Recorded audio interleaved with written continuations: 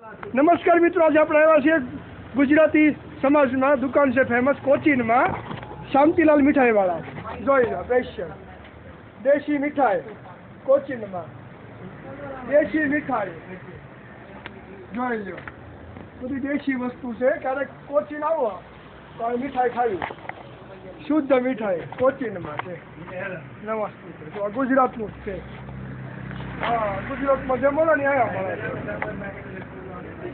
બરાબર, જો ક્યારે પણ આવો મીઠાઈ ખાઈ લો. આ શેઠ છે, જોઈ લો.